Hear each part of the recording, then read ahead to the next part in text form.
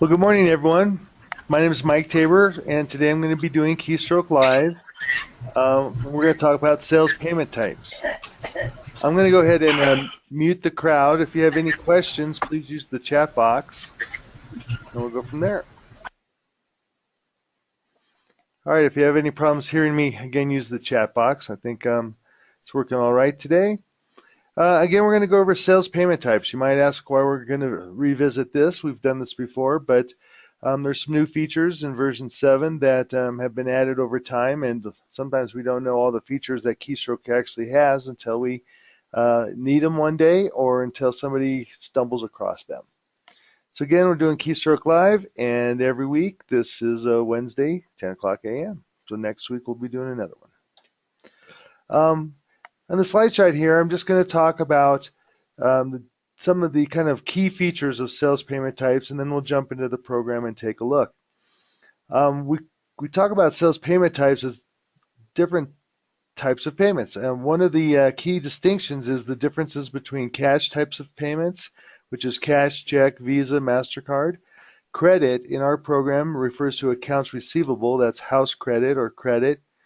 And we have other payment type options like payment card, which we can now associate to, let's say, EBT, Visa and debit. Gift cards, we can distinguish those. And then just another option, which is the payment type where you can actually segregate different types of payments into different groups. Most of these types of payments are important because they can be reported on in Report Manager and also in the Closeout module. We're also going to talk about authorization methods because that's one of the key ingredients to Keystroke is the ability to do credit cards, debit cards, EBT, and gift cards. We're going to talk about the other settings, just pretty much the global settings about what payment types will open the drawer, what payment types will be used to actually print immediately, how you can use the new min-max values in there. Eligible items, that's for like food stamps or EBT food payment types.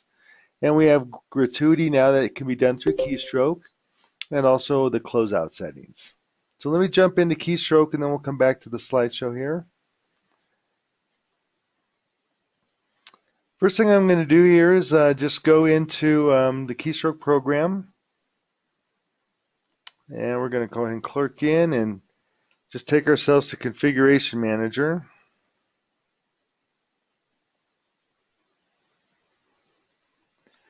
And in Configuration Manager, you're going to see the sales payment types underneath the Tables menu. We'll go ahead and select that. This is just kind of our default list of sales payment types. We'll just start at the top and quickly go through them so I think everyone understands the gist of this. But for instance, the cash is most common. People do take cash in their business. We mentioned earlier about the payment types. I'm going to click on this down arrow up here, the payment types button. And we can see that we have different types. Credit, which is accounts receivable. Cash. We have payment cards like credit or debit cards. We have gift cards. And we also have other.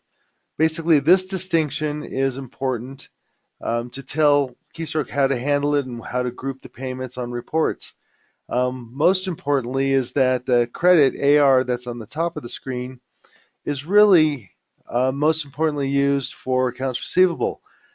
I do have a list of do's and don'ts, and we're going to go over that list shortly. One of the do's and don'ts is don't change a cash payment type to a credit payment type. They're two different animals. You don't want to, if you've made a mistake, it's best to, we'll talk about this later, best to just hide the payment type and create a new one for new sales. Looking at this screen, this is pretty much all inclusive of what the payment types can do for us. The check boxes on the left-hand side here allow us to kind of streamline the function of the payment. Cash is pretty simple in that it is a payment that we want to use both in Sales Manager and also in accounts receivable for ROA payments. Normally most of these are not checked. As you notice at the bottom we have the open drawer checked, meaning that's when you're going to want to open a cash drawer. Some of the newer cash drawers you have slots if you want to put checks in. You don't actually have to open the drawer to put a check in, so opened or might be turned off on some payment types. Keeping in mind that reprinting a receipt does not open the cash drawer, but actually a payment type does. The authorization methods, we might just touch base on this and looking at some of the other authorization methods. KP credit, the most common one that's used with our KeyPay program. We have external methods which say I'm not going to actually do anything in Keystroke. It's just going to be for kind of a reference only, and we'll go over that shortly. There's an in-house list. We've created one called bad checks. And there might be a few others on this list. Gift card and gift test. Some of the newer features that have been added over the years is the default to $0 and no cents option. This is if you're taking, let's say, true food stamps. Back in the day, food stamps used to be coupons, and they actually had denominations like $10. So if you were taking that type of a payment, if that still exists, you would use a no cents option there, where you would be getting these coupons that are worth at least $1, if not more. The minimum and maximum amounts, we're going to set that up here shortly under checks to show you an example that maybe my business doesn't take personal checks over $50, something of that nature. Eligible items, we're going to talk about that under food stamps and EBT. Of course, the change back option. And one other thing you'll see in some of the payment types, if I check the box, for instance, show gratuity over here on the left, back on the right side I've got a gratuity option. So we'll quickly go through that, how we can set up for gratuity, for cash, for check, for Visa. And I'll probably be doing more talking than actually demonstrating all the payment types one by one. And again, if you have any questions and you've arrived, just please use the chat down at the bottom. And if you have any problems hearing me or seeing what I'm doing, also please use the chat down at the bottom. So let's go ahead and just set a few things up here, and we'll see how it all plays out.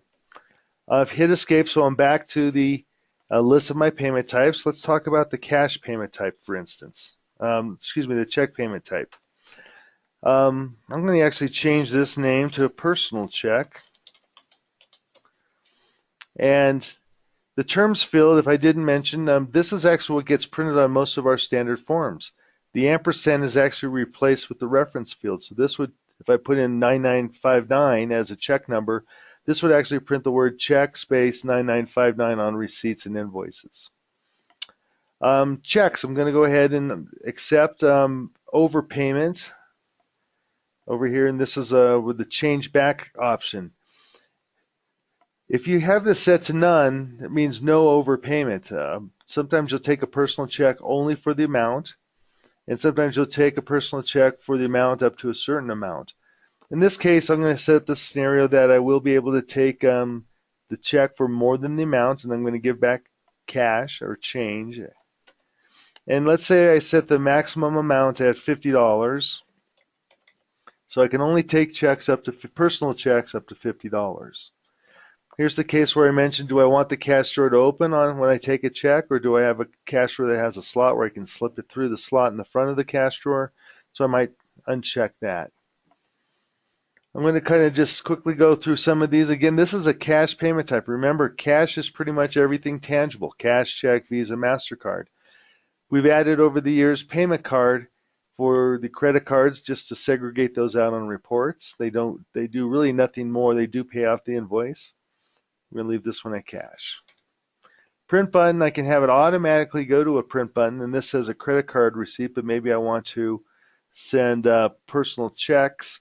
I want them to print a different type of receipt, maybe a full page invoice or something of that nature. Down in the lower left, I could turn on print immediately when I take a check, so we'll see how this might play out in Sales Manager. And I notice that I haven't touched the eligible items yet. I can take checks for just about anything that I sell. But if I'm let's say a convenience store or a grocery mart, we're going to set up like EBT food stamps to only take the food stamp EBT cards for, let's say, things like fruits, vegetables, milk, cheese, and food items. So I'm going to go ahead and just click OK here, and we'll save that one. Let's go ahead. I'm going to insert another payment type here. I'm going to put it right above the on account. So I put my cursor on account, And I'm going to use, as it says at the bottom, I'm going to use the insert key to add a payment. I'm going to give it a name. I'm going to give this one, I'm going to call it EBT Food. And maybe on the receipt I just want to say EBT space and then the card number, which would be masked. And I won't be doing any processing. This is where the payment type can be set to cash. It is tangible, or I could choose to use the payment card option. It has the same result. It does pay off the invoice. If I want to send it to a print button, I might use the credit card receipt for this one. Let's talk about the authorization method. I already have, and Keystroke already has some authorization methods set up for credit cards and EBT and debit cards. We have one called KB EBT. That's just for EBT cash payments. So you can buy anything with those payments. We have one called KP Food. So I'm going to hit F3 on this just to edit this to show you. This has been set up as a payment type of EBT food stamp. These are actually different requests. As they go to Mercury or Cayenne, they're going to get sent as a different type of request, because some EBT cards have a certain limit on food and a certain limit on cash that you can use in a month period. So this one is set up for EBT food, and as you'll notice down at the bottom, we would need a card reader and we would need a pin pad with duck put encryption for this. I'm going to kind of not go through all the settings in here. These are kind of a lot of times just set as our default. We're just going to say OK to that. So this one now has an auth method of KP Food. I wanted to show you about the eligible items and so forth. And I'm going to pause here while I read a text here.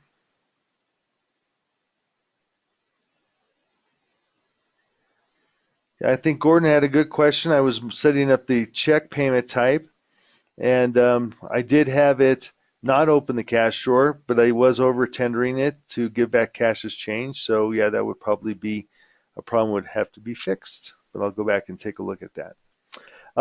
Let's talk about eligible items. Eligible items, here, if I click on that, I get this blank list. Pay formulas, and by the way, this is Advanced POS. Advanced POS right now shows eligible items, where in regular POS, it just has a checkbox that says food stamp. When you check that box, this is for food stamp items only, items that have a checkbox in food stamps. But we have more flexibility in Advanced. For instance, I'm going to hit the insert key here, and these are some pay codes that have been set up in our Advanced Tutor data. We can talk about all food items. We can talk about nutritional food items. We can talk about junk food items and soft drinks and so forth. So you might find out that your EBT card that is good for food is not good for things like soft drinks or cigarettes or beer for that matter. But you might have an EBT cash benefits card that can pretty much buy you anything you want with it. It's just your monthly allowance. So I can go ahead and select FN, for instance, here for nutritional food. And this is going to say that, okay, here's an eligible item for this EBT food stamp. And in most states, if you use your EBT food benefits, it's not taxable at the time of the sale and for the amount paid. So we're going to show you how that shows up in Sales Manager. I might also say, by hitting Insert again, that there's some other items.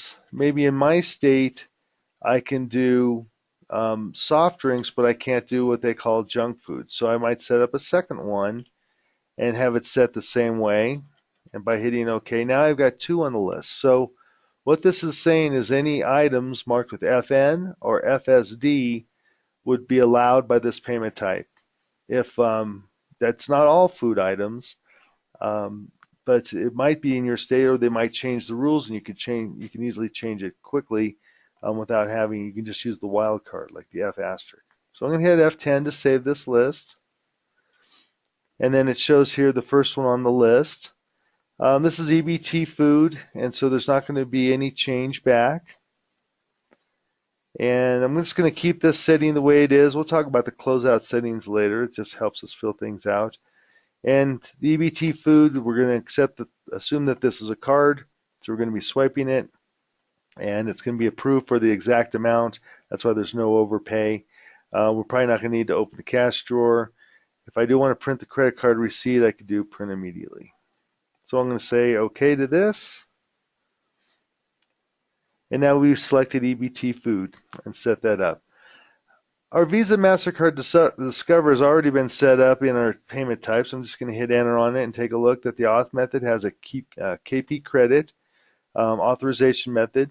Some of the fields here on the left I'd like to go through. We now kind of prefer that we do not show the authorization field, and we do block people out of that field so we don't accidentally don't accidentally type something into the approval code field. Show expiration date field, that just shows it on the computer screen. Start and reference means put your cursor in the reference field waiting for a card to be swiped, for instance.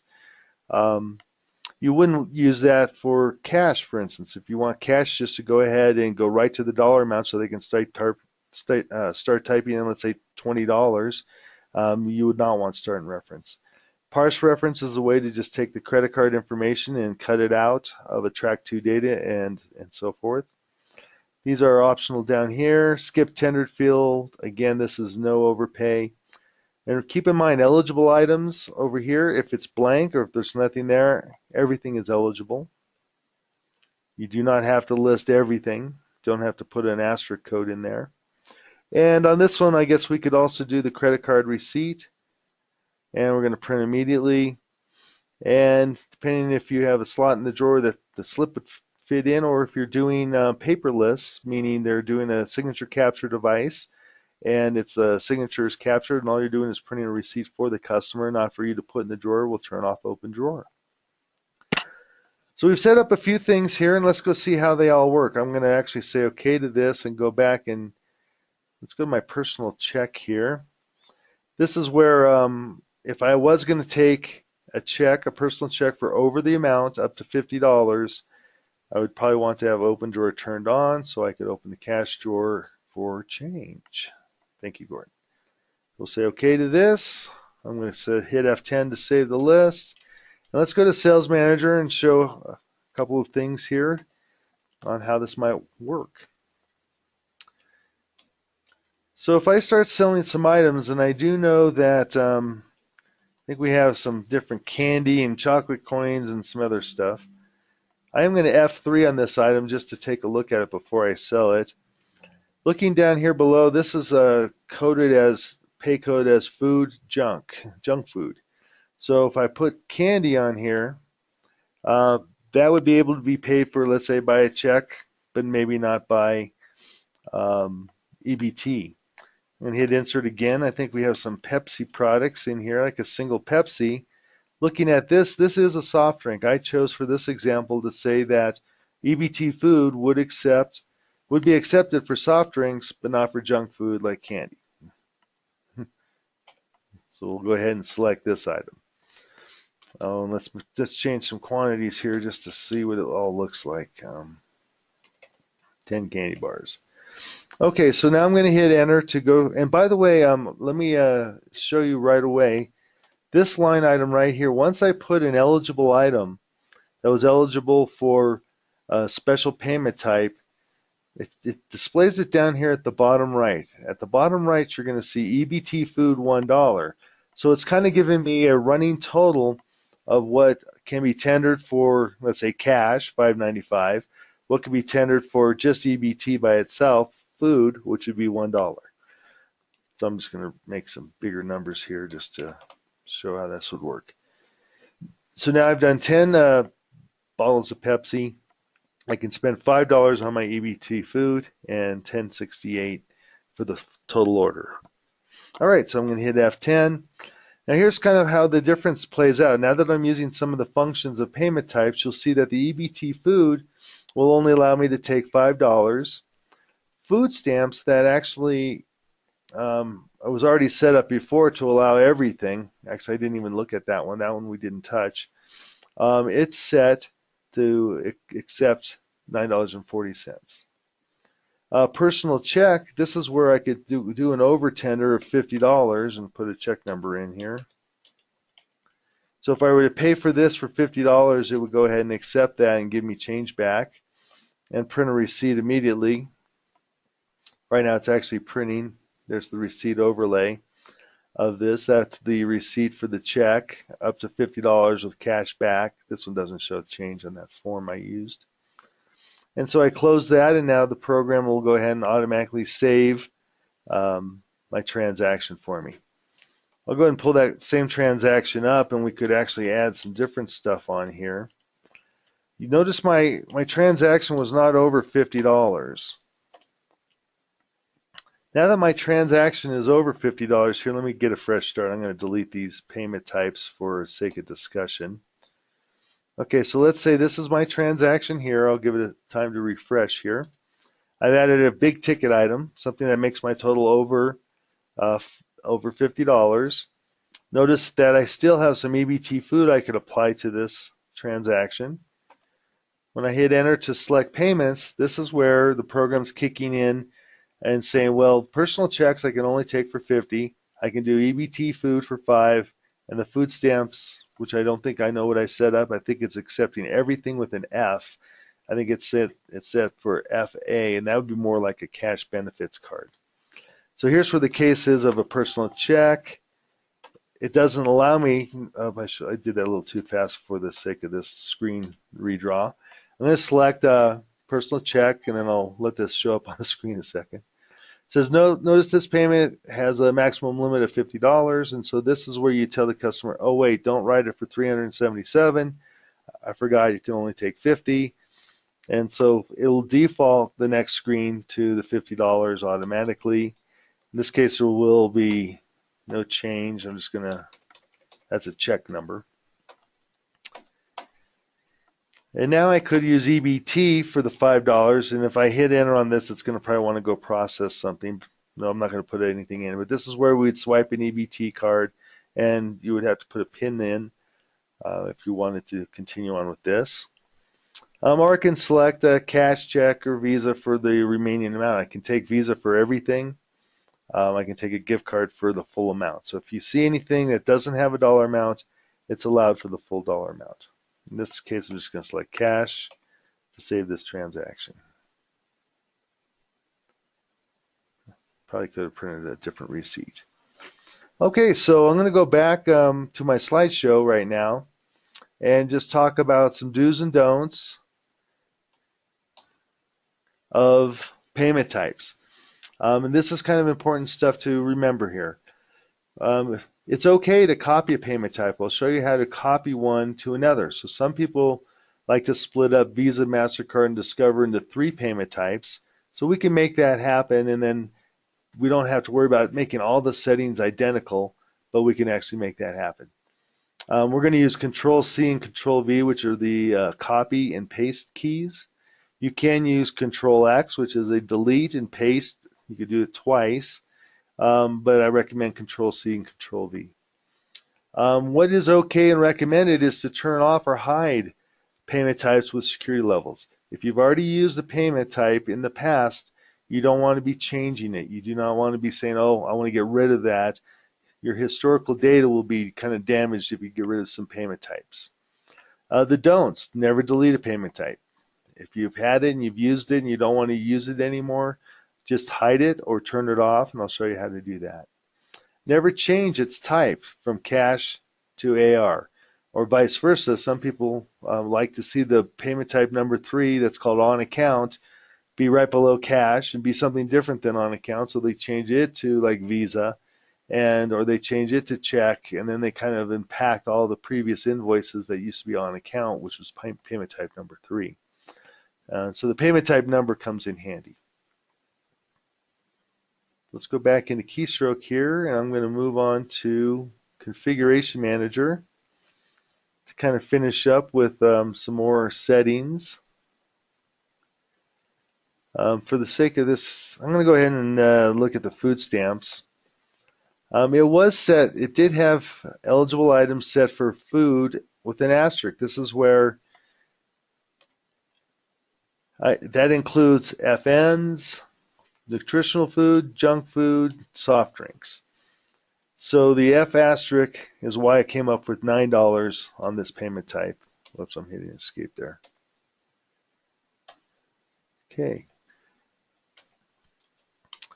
Let's talk about changing or copying and pasting. If I want to make Visa, MasterCard, and Discover um, three separate payment types, and I've been using this for a long time, don't just delete this one and start making three new ones. What we're going to do here is I'm going to hit Control C. I've just hit Control C. Now I'm going to put the cursor where I'd like to insert this one, and I'm going to insert it below the number 5, so I'm going to hit Control V. And notice it's given the same name, but notice there's a different number. It's number 11 versus number 5. And I believe I can hit Control V again. So now I've got three identical ones. Now keep in mind they have the same control keys, the hotkeys, that'll be a problem. They have the same names and so forth. But this is where I go in and clean some of this stuff up. So I'll start with number 5, and we'll just call this one Visa, if I hit the keys right. And again, we can just shorten this name too. And maybe we keep it as the Control 3 because maybe we have a hotkey that's already been set up for that. Everything's going to be the same. Auth method credit, nothing's changed. I'm just changing its name. Let's go ahead and edit this one. We're going to call this one MasterCard.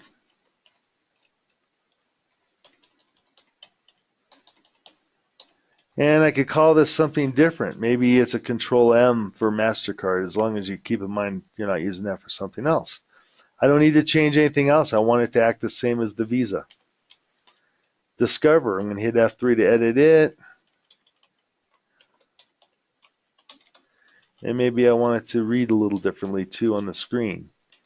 Again, I don't need to change anything. I might want to change this. I don't know if Control D does anything in Windows, but we'll use it. So there's my list. But now let's say I don't want to take American Express. I've been taking American Express for 15 years, but the price is not right, and I don't want to take American Express anymore.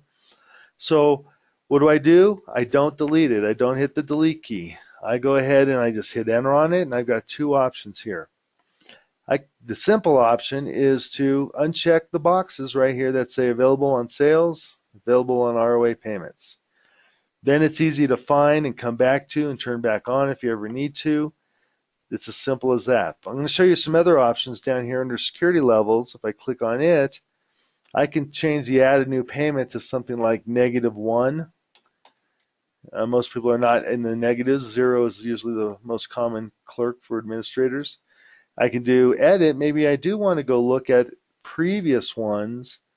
So do I really want to turn it off on sale, or do I just want to hide it? So I'm going to do this. I'm going to leave it the way it is. Actually, I'm going to go ahead and just keep that at a 10, what it was. So I'm going to use this as hiding it by turning off the available on sales and available on ROA. So I'm going to say OK to this.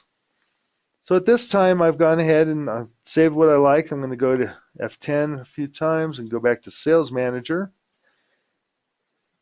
And now let's see how the list of payments is displayed. So here's my list. I've changed the top one, personal check. I did that before. I've added Visa, MasterCard, Discover, and somehow must have tinkered with something or clicked on something on Discover, because it's showing $0 when it shouldn't apply. But we also don't have American Express here.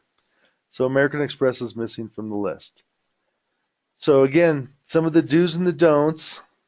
We'll go back to that. The most important thing I think I can say is don't ever delete a payment type. You also don't want to ever change its type from one to the other. And I'm going to show you one other trick I think everyone should do back in Keystroke before I wrap this up, is to print a report of your payment types once you have them set up, or if you plan on making big changes. It's always good to go to Report Manager. Excuse me while I bounce around. So in Report Manager, under the Tables menu, we have Payment Types, and under Payment Types we have Sales and Purchases. I'm going to select Sales. I'm going to print this report, just our standard report, to the screen. I would print it to paper and put it in a filing cabinet. But this report here will kind of tell you, it's kind of like having a backup of a file. You want to know which payment types you have and what numbers they are. If you ever had to recreate, worst case scenario, you've lost a backup, but you of this file, this is stored in one file, but you have your transactional data. You can go back in and recreate these with the numbers. Notice that number 2 is cash. You really can't play around with that. We have 4, 5, 11, 12, and 3 on account is down here. So keep this in mind that this is valuable information, some of the flag settings and so forth. So kind of tell your customers to, number one, print this out, file it, then they can go make changes. Never a bad option to make another quick archive or another backup. Well, go ahead and finish up. I think I'm going to open it up here to see if anyone has any questions before we continue on. Does anyone have any questions for me today?